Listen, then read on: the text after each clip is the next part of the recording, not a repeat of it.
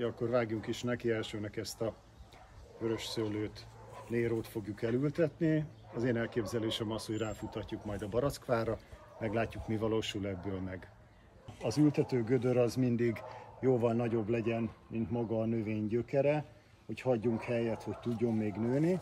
Ezt az ültető gödröt is még egy kicsit lehet bővíteni, minden oldalban legyen még 20-30 centi, hogy a növény gyökere könnyen tudjon nőni.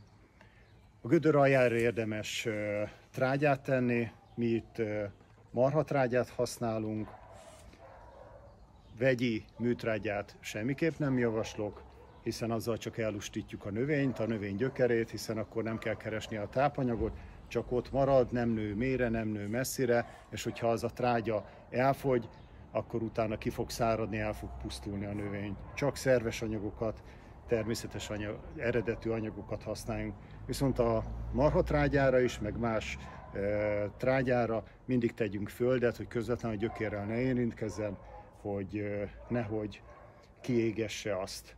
Nagyon fontos, hogy a gyökereket jól be kell iszapolni, a gyökérhez, a gyökérszőrökhöz a föld ragadjon hozzá, meg kell jól mozgatni a növényt ültetésnél, hogy a föld mindenünnen körbevegye, belocsoljuk, hiszen hozzá kell kapcsolódjon a föld részecske a gyökeréhez, hogy ez az új helyén is meg tudjon eredni, jól tudjon nőni, és soha ne hagyjuk ki a mikorhizát ültetés során, azt az ültetőgödör aljára tegyük be, hogy a gyökérrel egyesülve ők szimbiózisba lépjenek.